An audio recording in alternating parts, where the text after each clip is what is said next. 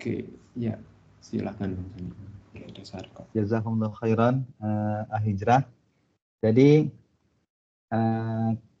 tertib dari majelis itu dalam sebuah majelis, ini dikumpulkan dari berbagai macam hadis ya.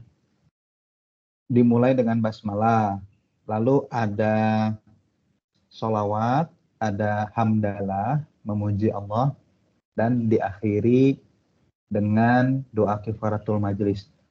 Tapi memang yang sholawat dengan hamdalah nggak harus di awal sih. Saya kebiasaan aja, biar nggak lupa aja kalau saya jadi dibiasain di awal aja daripada nanti lupa di akhir-akhir atau tiba-tiba di tengah majelis umur saya nggak panjang gitu kan ya. Tapi 4 itu ya. Ya jadi alhamdulillah ikhwati fillah, saudara-saudaraku seiman dan seakidah, kita sudah masuk di tanggal 17 Rabiul Awal ya. Alhamdulillah 1446 tahun sejak Nabi kita hijrah. Jadi kita mengawali dengan membahas warisan Nabi. Apa itu warisan Nabi? Nabi tidak mewariskan harta, tidak juga mewariskan kekuasaan, tetapi Nabi mewariskan apa warisan para Nabi? Dan Sunnah. Apa? Al-Quran dan Sunnah. Itu betul, tapi lebih spesifiknya di hadis tersebut apa? Akhlak. Bukan ilmu. Ya. Warisan para nabi itu adalah ilmu, ikhwati fillah. Ya. Jadi saya mau memulai pagi hari yang berkah ini, hari Jumat, hari raya kita, dengan bertanya kepada antum semua. Coba antum ketik jawabannya di kolom chat. Kalau misalkan di pekan yang lalu saya bilang, barang siapa yang bangun jam 1 malam sampai jam 2 malam di hari Jumat pekan berikutnya. Ini saya bilang hari Jumat pekan yang lalu. Maka akan saya kasih 3 juta rupiah. Apakah antum akan bangun dari jam 1 sampai jam 2 malam? Kerjaannya hanya online ngedengerin saya. Coba dijawab di kolom chat. Tapi saya nggak bisa lihat kolom chat sih. Saya lagi share screen, full screen. Jadi coba ada yang ngomong juga. Coba antum jawab juga secara suara deh biar saya bisa dengar. Kira-kira antum akan bangun nggak ya jam 1 sampai jam 2 malam? Kerjaannya mudah, cuman duduk aja online ngedengerin saya. Bangun nggak? Bangun. Bangun. Bangun. Mana suaranya yang lain? Bangun, Pak. Bangun. Bangun. Alhamdulillah bangun. 3 juta loh. Gede kan 3 juta beli bakso berapa ratus mangkok tuh. Ya kan? Nah, ikhwatillah, berbahagialah. Pada pagi hari ini kita insya Allah saya akan sharing ilmu yang harganya lebih dari 3 juta rupiah. Ya, saya sudah membuktikan ilmu ini harganya itu berlipat-lipat dari 3 juta rupiah. Ya. Dan antum tidak perlu bangun jam 1 malam sampai jam 2 malam. Ya. Lebih nyaman, habis sholat subuh aja. Ya. Dari jam setengah 6 sampai jam setengah 7. Hijrah, minta tolong saya diingetin kalau udah 45 menit, saya tolong di stop ya. Biar kita nggak kelamaan, nanti sisanya kita insya Allah bisa lanjutkan di LQ Time berikutnya ya. Nah, jadi ilmu itu ada ilmu-ilmu yang manfaatnya sangat besar, harganya sangat mahal ya. Di kesempatan pagi ini, insya Allah saya akan share yang mantep-mantepnya ya. Nah, makanya di sini saya kasih label most important principles type. Tipe, prinsip yang paling penting ya. Nah, jadi udah dibahas kan sama Ahijrah sebelumnya bahwa nilai dari ilmu-ilmu itu tidak sama. Ada ilmu yang nilainya, manfaatnya 1. Ada ilmu yang manfaatnya 100. Ada ilmu yang manfaatnya 1000. Ada ilmu yang manfaatnya 1 juta. Padahal kita mempelajarinya sama-sama 10 menit. Nah, itulah memang ilmu itu beda-beda ya. Nilainya, manfaatnya, harganya. Mulai dari ilmu bahasa Spanyol. Coba antum kira-kira nilainya berapa. Lalu ada ilmu ngoding. Membuat aplikasi, jadilah aplikasi yang namanya Yudhistira atau Learn Quran atau apapun itu. Lalu ada ilmu yang namanya akhlak atau iman. Nah, itu nggak sama nilainya. Padahal sama-sama aja 10 menit belajarnya, tapi nggak sama. Ya. Nah, salah satu yang paling penting dari prinsip agar kita sukses di karir kita adalah result oriented. Ya. Kita hari ini tidak bahas ilmu-ilmu keislaman ya, tapi ilmu keduniaan. Kita kan suksesnya maunya dunia dan akhirat. Jadi kita itu di dalam Quran kita selang-seling. Nanti kemarin kita udah baru selesai serial tafsir Al-Kahfi dari Ustadz Fajri ya, 4 atau 5 pertemuan kemarin di Alkitab. Nah, menurut saya kita selingin dulu ya, biar kita seimbang aspek-aspek kehidupannya. Bukan hanya sukses di akhirat, tapi sukses di dunia saja. Bukan hanya sehat ruhiyah kita, tapi jasmaniyah kita juga sehat. Nah, jadi antum perlu tempatkan ilmu-ilmu ini itu di ilmu duniawi kalau yang hari ini kita bahas ya. Saya mau bertanya sama antum. Produk mana yang antum pakai atau beli? Tokopedia, Shopee atau Bukalapak? Kalau belanja online. Coba silahkan dijawab. Tokopedia. Tokopedia. Yang lain? Tokopedia. Tokopedia. Oke. Nggak ada yang pakai Bukalapak nih? Oke, nggak ada suaranya ya. Oke. Coba saya tanya, laptop antum itu laptop apa yang antum beli? Laptop keluaran Apple, keluaran HP, Acer, Asus atau teman-temannya itu, atau laptopnya Zyrex? Apple. Apple, Andi. Oh, Apple, Wahib. Mana lagi? Rifki, laptopnya apa nih? MSI. MSI, oke. Gali? Asus bang. Asus, Masya Allah ya, Taiwan ya. Nah, jadi antum tahu nggak yang punya Tokopedia siapa? ByteDance kalau sekarang orang Cina ya. Kalau dulu foundernya namanya William Tanuwijaya, bukan Muslim ya. Shopee yang punya siapa? Singapura. Kalau Bukalapak itu yang punya Muslim, orang Indonesia ya. Shopee Singapura. Singapura itu mayoritas Cina ya, non Muslim juga. Bukalapak itu yang punya adalah alumni asramanya Angga. Namanya Bang Zaki dan Bang Fajrin. Kalau saya sama Bang Zaki dan Bang Fajrin itu teleponan ya, WhatsAppan ya. Kami online meeting ya. Sama tuh sama Ahijrah tuh. Alumni asramanya Ahijrah juga. Asrama Nurul Fikri. Jadi mahasiswa muslim ya. Nah, tapi ini di sini orang Singapura, orang Cina, apa orang non Muslim di sini? Kok pakainya pada Tokopedia sama Shopee nih? Kok nggak pakai Bukalapak nih? Gimana nih? Coba kita pertanyakan dulu ya. Antum ini keberpihakannya pada Cina, Singapura, atau Muslim nih? Nah, coba saya tanya, Apple itu perusahaan mana ya? Amerika. Amerika. Oke.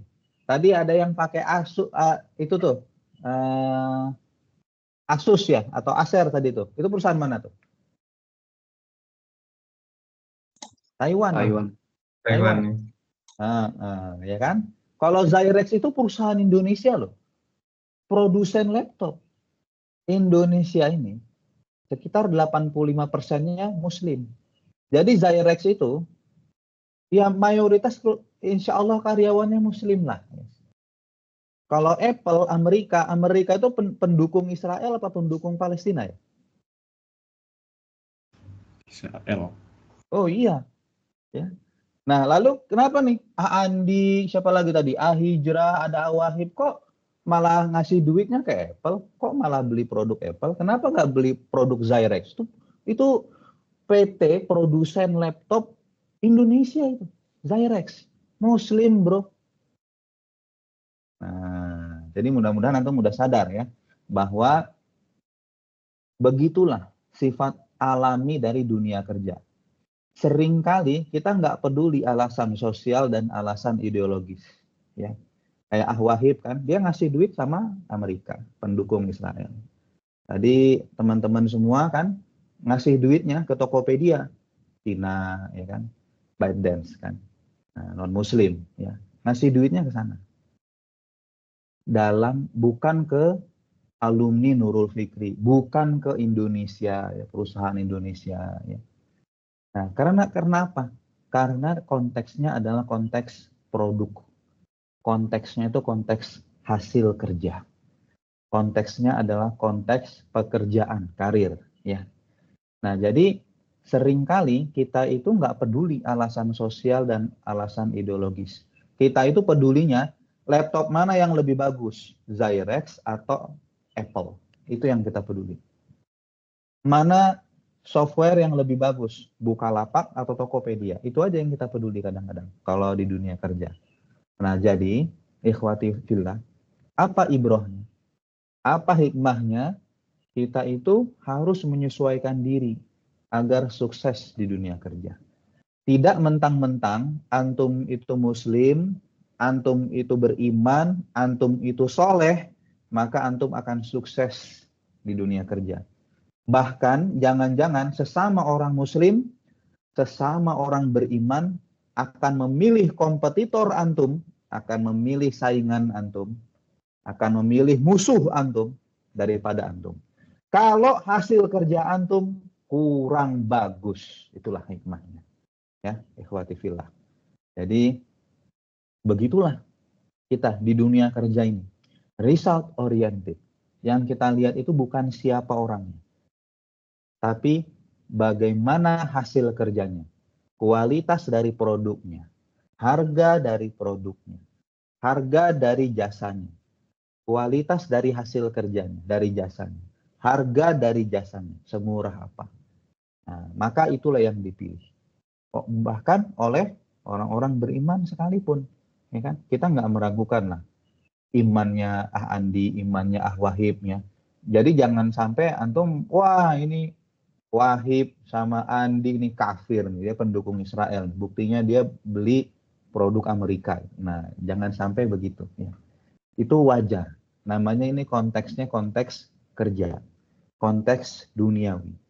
Karena kalau Andi sama Wahib tidak membeli laptopnya Apple, mereka nggak bisa kerja.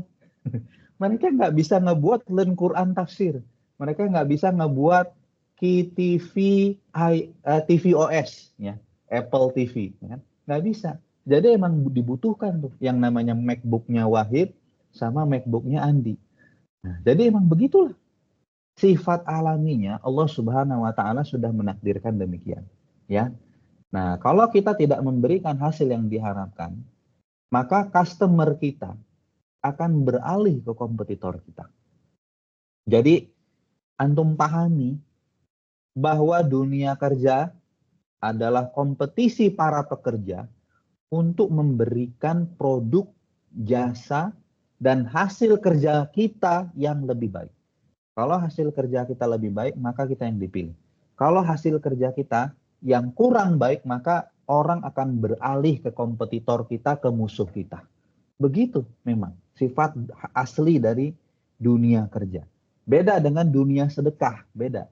Tapi masalahnya kita ini hidup, kita pencarian kita itu bukan berasal dari sedekah saja.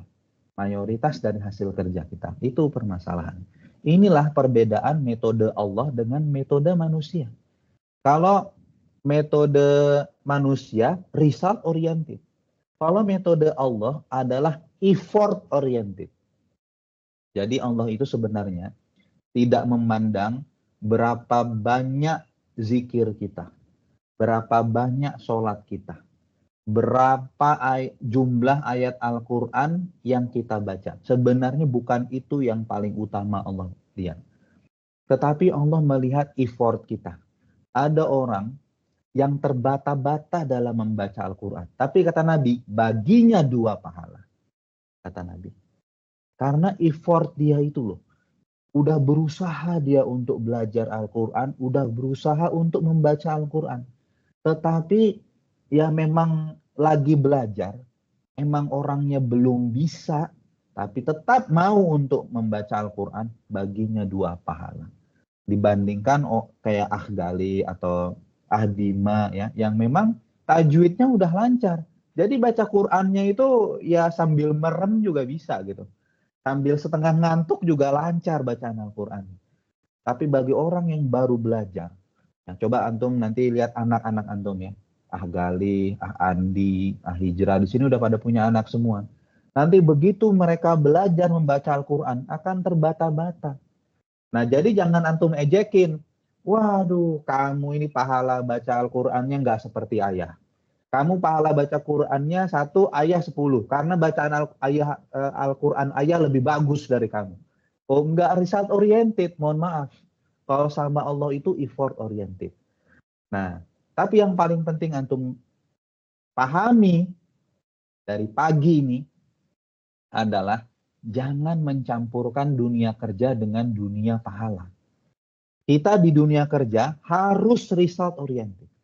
Karena kita itu yang kita butuhkan dari manusia adalah hasil kerjanya, bukan effortnya. Beda dengan Allah.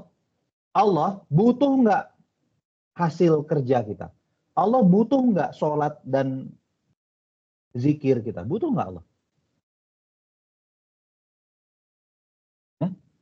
Rifki, butuh nggak Allah sama sholat kita? Tidak. Nggak butuh. Allah mau kita sholat atau nggak sholat, Allah tetap maha kuasa. Allah tetap maha besar. Allah tetap maha suci. Tapi sebenarnya kita yang butuh sama sholat itu. Allah itu menguji kita.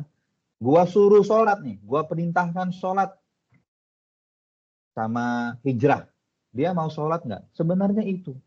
Nah beda dengan manusia.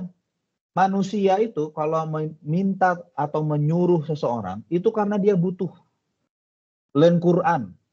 Menyuruh Ahgali untuk membuat aplikasi.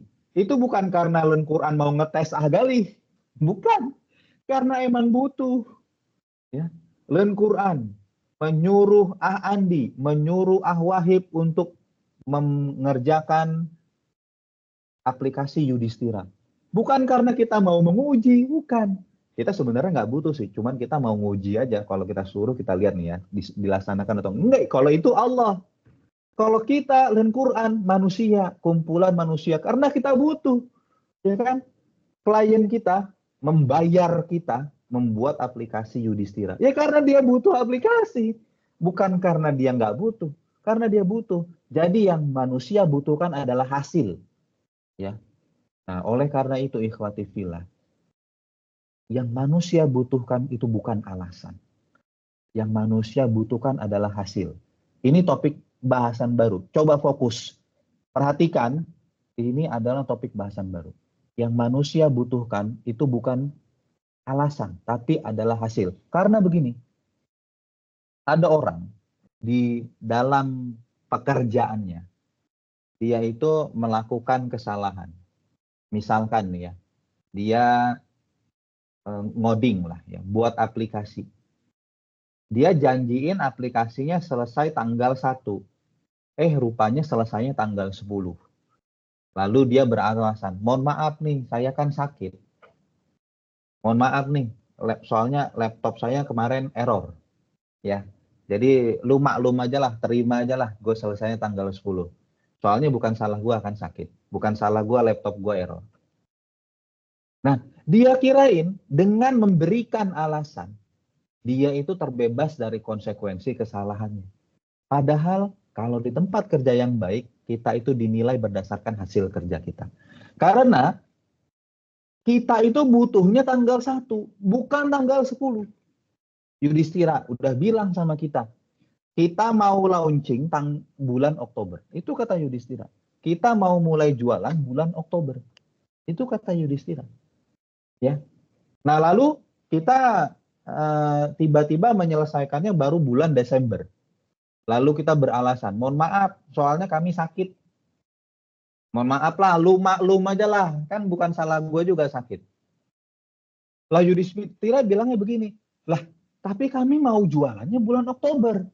Kalau bulan Desember baru selesai ya udah terlambat. Kita kirain kalau kita beralasan bilang aja sakit, nggak apa-apa itu. Nggak apa-apa, yang enggak. Tiba-tiba nanti kita nggak dapat proyek lagi. Kalau kita nggak dapat proyek lagi, kita nggak dapat duit lagi. Itu yang terjadi nanti.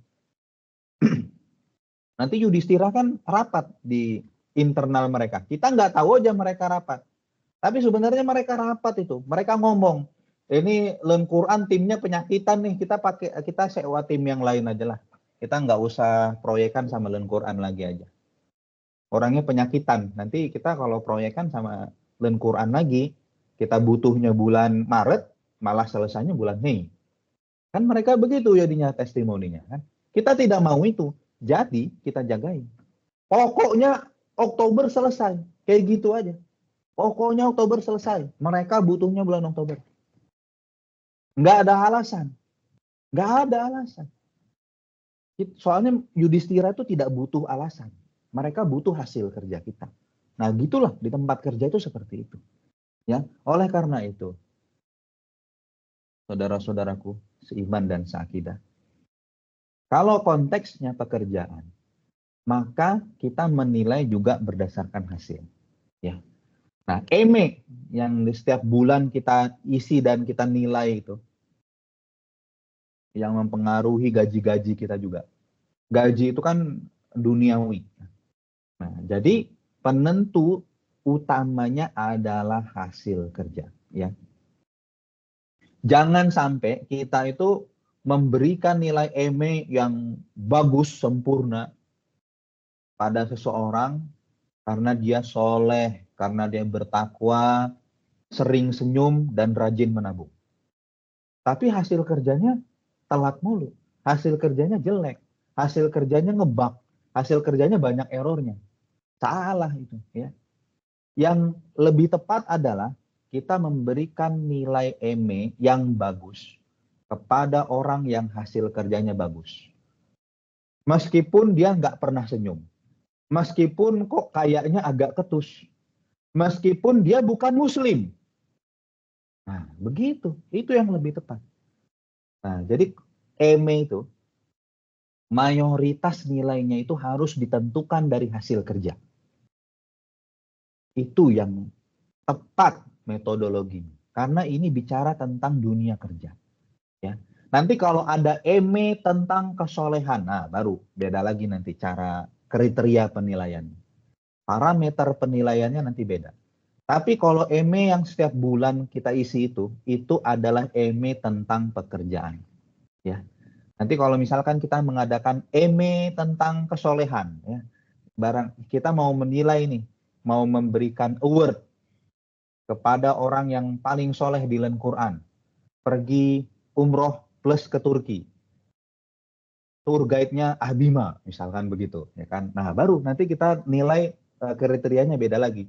siapa yang paling murah senyum, siapa yang paling sabar, siapa yang paling beriman, siapa yang sholat ke masjid yang 5 waktu berjemaah, jadi imam lagi gitu kan.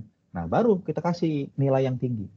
Tapi kalau konteksnya pekerjaan, memang seperti itulah ada. Kita harus menyesuaikan dan faham sifat alami dari dunia pekerjaan. Ya. Nah, sampai di sini dulu. Ada yang mau bertanya dulu nggak?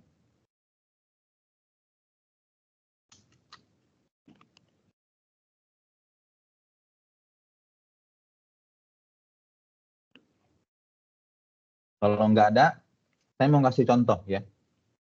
Ini adalah cuplikan sejarah. The Battle of Pyramids terjadinya di awal tahun 1800-an. Itu yang pakai kuda putih itu Napoleon Bonaparte. Kaisarnya Prancis ya. Saya cukup banyak mempelajari tentang Napoleon Bonaparte ya. Menurut saya dia salah satu figur sejarah yang sangat menarik. Dia pernah menguasai dunia lah gampangnya begitu ya. Nah jadi Battle of Pyramids ini ketika pasukan Perancis menginvasi Mesir. Ketika itu Mesir, orang-orang Muslim yang ada di Mesir pada saat itu ya. Ini tahun 1800-an, bukan zaman Fir'aun. Jadi Mesir itu udah mayoritas Muslim. Nah, orang-orang Perancis itu non-Muslim. Napoleon Bonaparte aja sering selingkuh kok. Dia hubungan suami istri sama banyak orang sebenarnya dia. Dan istrinya juga orang selingkuhan juga jadinya. Nah, itulah heran juga saya sama kebiasaan kaisar dan permaisurinya di Perancis sananya. Jadi free sex itu bagi mereka biasa gitu ya. Coba tebak, ketika Battle of Pyramids ini yang menang siapa? Pasukan Muslim atau pasukan para selingkuhan ini? Para penzina ini. Siapa yang menang? Napoleon. Napoleon yang menang. Ini adalah awal penjajahan dari Mesir. Ya. Kenapa Napoleon menang? Karena Napoleon itu datang menginvasi Mesir dengan senapan dan kanon. Kanon itu meriam. Pasukan Muslim masih pakai pedang sama panah. Kira-kira senapan sama pedang menang yang mana? Kira-kira meriam sama panah yang itu dari kayu-kayu itu menang yang mana? Nah, itulah cuplikan sejarahnya. Bahkan dikisahkan pada saat itu, Universitas Al-Azhar yang isinya itu syekh dan para santri itu bersimbahan darah. Merah sekujur jalan Universitas Al-Azhar itu. Di Universitas Al-Azhar aja ada ribuan orang yang syahid. Ya, itulah awal dari penjajahan Prancis di Mesir. Ya. Ini kan masa-masa penjajahan Eropa di seluruh dunia ya, awal tahun 1800-an. Nah, jadi kalau kita bicara tentang kesuksesan duniawi, yang menentukan adalah teknologi, yang menentukan adalah kemampuan, yang menentukan adalah ya itu dia. Nah, jadi bukan tentang, wah tenang aja, kita beriman kepada Allah, kita pasti menang. Allahu Akbar, ya menang di akhirat. Ya, syahid, ya syahid itu suatu kemenangan akhirat. Ya, tapi kalau kita bicara duniawi, ya buktinya Mesir itu dijajah sama Perancis, kalah mereka berperang. Itu buktinya. Kita bicara duniawi sekarang. Nah, gitu. Ya pertanyaannya, antum mau menang atau kalah di dunia? Di dunia ini antum mau menang atau kalah? Kalau antum mau menang di dunia, maka ikutilah cara menang di dunia. Bagaimana ilmunya. Nah, kalau saya maunya menang di akhirat dan di dunia juga. Jadi saya mau menang dunia akhirat menurut saya. Nah, jadi dunia ilmunya dua-dua harus punya. ilmu akhiratnya punya, ilmu dunianya juga punya. Gitu ya. Nah, jadi mudah-mudahan antum sudah paham ya. Nah, jadi sampai di situ dulu. Ada yang mau bertanya dulu? Oke, kalau tidak ada, kita lanjut ke prinsip keturunannya ya, 12.1. Tadi prinsip nomor 12 ya. Meritokrasi adalah cara terbaik ya. Jadi, di tempat kerja yang baik, kenaikan jabatan, kenaikan imbalan, kenaikan gaji, dan siapa yang dipilih masuk ke tempat kerja tersebut pada saat rekrutmen, itu ditentukan dari kemampuan dan capaiannya. Ya. Ini namanya prinsip meritokrasi. Bukan karena hubungan keluarga. Jadi jangan mentang-mentang, wah dia kan adik saya. Ya udahlah, saya kebetulan direktur utama di perusahaan ini, ya saya pekerjakanlah aja adik saya. Ya. Saya punya adik kandung, lulusan Fasilkom, ya. Lulusan ilmu komputer UI, adik kandung saya. Ya. Nah, dan perusahaan di mana saya direktur utamanya sebenarnya adalah perusahaan software. Ya. Tapi yang masuk ke dalam perusahaan saya bukan adik kandung saya. Ada Andi, ada Hijrah, ada Wahib, ada Galih, ada Azhar. Dan menurut saya, ikhwah-ikhwah yang kita sebutkan tadi namanya 5 orang ini adalah orang-orang terbaik. Adalah orang programmer-programmer handal, adalah orang-orang yang mampu dengan capaian yang bagus. Ya. Jadi bukan gara-gara, oh kan ini adik saya, ya. Jadi dia kerja aja di tempat saya. Enggak ya, adik saya kerjanya di Jakarta sana. Ya. Sebagai apa? Sebagai IT juga sebenarnya. Ya kan? Nah, jadi bukan juga karena kedekatan. Ya. Nah, jadi mentang-mentang nih kita bersahabat nih sama dia nih ya. Nah, ada seseorang di tempat kerja namanya Taufik Anggara Lesmana. Bersahabat dengan yang namanya Galih Fajar Ramadan gitu ya. Oh, karena ini kan sahabat saya. Deket lah, kita udah CS lah. Udah enak lah kita bergaul gitu ya. Selama ini kan 2 tahun satu asrama. Jadi saya terimalah dia di tempat kerja saya. Oh, bukan karena itu. Ya. Nah, atau karena pendapat terbanyak. Mari kita voting. Siapa yang kita terima di tempat kerja kita yang namanya adalah kantor presiden, istana negara. Mari kita voting. Semuanya di Indonesia ini voting. Ayo. Dari mulai orang yang bodoh-bodoh sampai yang gelarnya profesor, doktor, votingnya sama. 1 nilainya. Mulai dari yang nggak bisa baca, votingnya nilainya 1.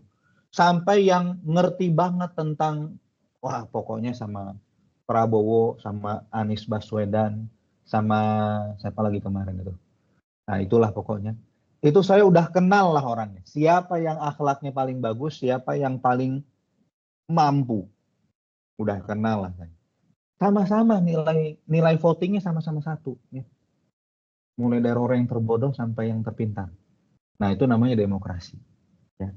Pendapat terbanyak. Ya. Coba kita kisahkan beberapa cuplikan sejarah. Ya. Yahoo versus Google. Di tahun 1090-an. Dan di awal tahun 2000-an. Yahoo dan Google itu sama-sama bersaing di industri apa? Apa produk mereka? Search engine. Search engine. Nah, jadi Yahoo itu perusahaan yang besar duluan. Google belum lahir. Ya. Nah, Yahoo itu sempat ada di valuasi billion of dollar. Ya. Itu triliunan rupiah pada saat Google itu baru merintis. Beberapa tahun kemudian, Google itu menawarkan diri untuk dibeli oleh Yahoo. Hanya $1 juta saja. Ya. 14 miliar rupiah.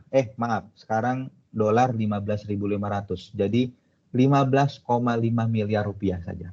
Ya. Menawarkan algoritma page rank-nya untuk Yahoo. Karena pemiliknya Google, CEO-nya itu tahu bahwa Yahoo ini perusahaan besar bergerak di bidang search engine dan mereka punya algoritma yang inovatif, yang baru di bidang search engine. Yahoo, mau beli nggak? $1 juta aja. Tapi Yahoo bilang pada saat itu, maaf, kami tidak tertarik. Ya. Nah, bagi Yahoo, Google itu perusahaan kecil dan mereka itu lagi hebat-hebatnya lah. Itu di sekitar tahun 1998. Ya. Nah, itu mungkin antum baru balita atau bayi kali ya. Ada yang belum lahir bahkan. Ya. Nah, tapi di Yahoo itu ceritanya, CEO-nya itu memilih para pimpinan di Yahoo itu berdasarkan kedekatan pribadi. Itulah yang terjadi di Yahoo. Ya. Nah, orang-orang yang bisa menjilat dia, orang-orang yang bisa mendekatkan diri dengan dia, ya, dapat jabatan bagus di Yahoo. Ya. Tapi kalau Google memang terkenal hiring the best people on the planet, ya. Hiring the smartest people in the world. Nah, itulah Google memang. Nah, jadi orang-orang terpintar di dunia ini, nah itu emang berkumpulnya di Google. Nah, sekarang Yahoo itu udah nggak kedengeran lagi kabar. Udah dibeli sama Verizon dengan harga murah. Ya. Bahkan antum nggak tahu kan Verizon itu apa kan? Itu adalah perusahaan yang membeli Yahoo. Saking kan kecilnya Yahoo pada saat dibeli. Sekarang sudah selesai lah sejarahnya Yahoo itu. Google, antum sekarang tahu segede apa Google. Nah, itulah ceritanya. Itulah akibat karena di tempat kerja itu menentukan sesuatu, kenaikan jabatan, kenaikan gaji, atau rekrutmen, karena oligarki, karena kedekatan. Ya. Lalu, misalkan nih, di dunia ini ada voting. Coba kita voting dulu, wahai 8 miliar penduduk dunia. Kita pengen tahu, pendapat terbanyak. Survei membuktikan agama apa yang yang paling benar. Sebenarnya agama apa sih yang benar di dunia ini? Karena nggak mungkin semua agama benar. Kata orang Islam, orang Kristen kafir. Kata orang Kristen, orang Islam yang kafir. Nah, berarti Islam dan Kristen ini nggak mungkin dua-duanya benar. Coba kita mau tahu dulu.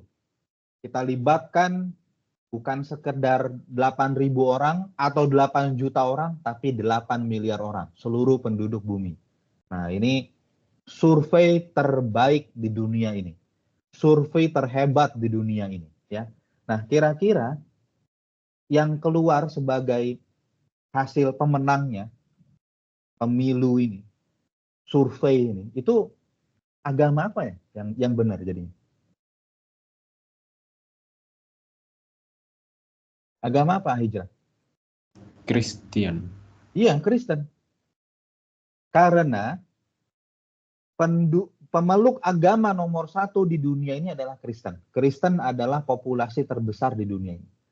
Oh, bagi orang Kristen, agama Kristen dong yang benar, ya kan? Bagi orang Islam ya memang Islam yang benar, Kristen salah. Tapi bagi orang Yahudi, Kristen dan Islam itu salah. Yahudilah yang benar. Ya begitulah kalau misalkan demokrasi adalah cara yang terbaik. Maka agama yang benar adalah Kristen. Coba kita tanya dulu sama Ahgali. Sepakat nggak kalau agama yang benar itu adalah Kristen? Enggak. Oh, nggak sepakat Ahgali, gitu kan? Gimana? Bima, menurut antum benar nggak tuh caranya? Enggak, salah. Nggak benar caranya. Ya nggak? Nah, tapi sayangnya pemilu kita itu masih ditentukan dengan cara demokrasi. Ya kan? Ya kurang lebih bisa terjadi seperti ini. Ya kan? Nah, buktinya Donald Trump itu pernah terpilih menjadi presiden.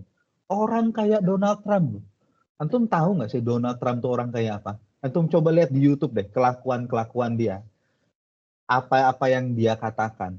Dan coba aja nonton di YouTube USA Presidential Debate, debat presiden Amerika. Coba nonton aja di YouTube. Gimana kelakuan Donald Trump itu pada saat debat. Ya orang yang akhlaknya kayak begitu, itu bisa terpilih menjadi presiden loh. Ya karena pakai demokrasi, suara yang terbanyak. Ya memang rakyatnya nggak sepintar itu menilai orang yang berakhlak dengan yang tidak. Ya jadilah dia presiden. Yang penting dia dapat voting terbanyak, ya kan? Nah, jadi antum kalau misalkan mau memutuskan sesuatu dengan cara voting, coba pikir-pikir lagi deh, ya. Apakah itu cara yang terbaik atau bukan, ya?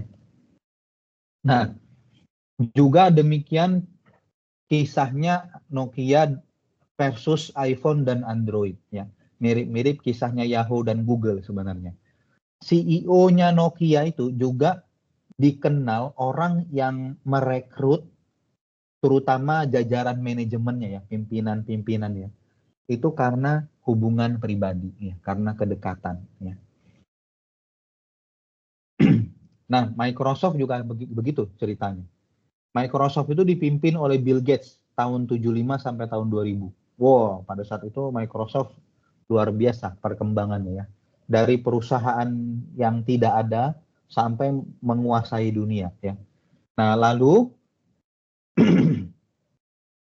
Bill Gates itu memilih teman dekatnya yang namanya Steve Ballmer menjadi CEO. Ketika Bill Gates itu dia mau lengser ya. Nah, yang terjadi Microsoft itu jatuh di zamannya Steve Ballmer. Microsoft itu sebenarnya perusahaan yang lebih besar daripada Google pada tahun 2000 ya. Nah, bahkan Microsoft itu perusahaan yang lebih besar dari Apple pada tahun 2000 itu.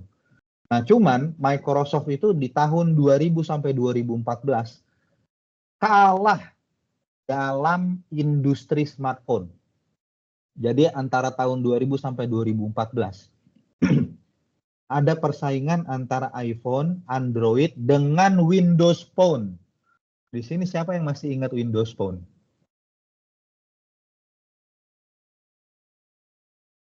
Ada nggak yang tahu Windows Phone di sini? Tahu Bang. Tahu. Ada yang Iya. tahu ya? Oke. Oh, ada yang sempat punya bahkan ya. Nah, itu zamannya Steve Ballmer ya. Nah, tapi ya yang antum tahu sekarang Windows Phone itu udah bangkrut. Kalah bersaing dengan iPhone dan Android ya. Nah, baru sekarang ini sejak tahun 2014 ketika iPhone dan Android itu sudah terlanjur merajai dunia dipimpin oleh CEO yang bagus lagi ya, Satya Nadella. Microsoft itu akhir-akhir ini sempat menjadi perusahaan dengan valuasi terbesar di dunia ya. Nomor 1 rankingnya di dunia. Dia perusahaan paling bernilai di dunia, nomor 1. Sempat ya akhir-akhir ini. Nah, tapi udah sempat kalah duluan di industri smartphone. Dan Bill Gates bilang itu adalah kesalahan terbesar dari Microsoft. Ketika yang namanya smartphone itu mulai menggantikan Nokia-Nokiaan, handphone jadul, mereka itu kalah di persaingan itu. Jadi tidak bisa menguasai dunia di bidang itu. Nah, ini yang mau kita coba di Quran Mushaf ya. Kita itu mau mencoba menjaga posisi kita untuk tetap menjadi nomor 1 di dunia di bidang aplikasi Al-Quran di Smart TV. Nah, ini tergantung dari kita. Apakah kita ini secakap dan semampu Bill Gates atau kita itu sebodoh Steve Ballmer, kurang lebihnya kayak begitu. Ya.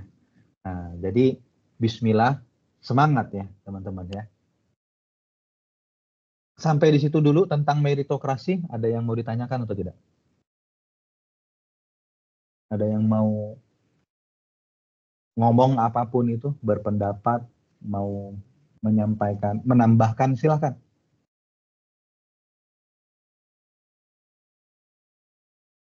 Karena waktu saya sudah habis, jadinya sampai di sini dulu ya. Semoga bermanfaat. Jazakumullah khairan. Assalamualaikum warahmatullahi wabarakatuh. Waalaikumsalam warahmatullahi wabarakatuh. Waalaikumsalam.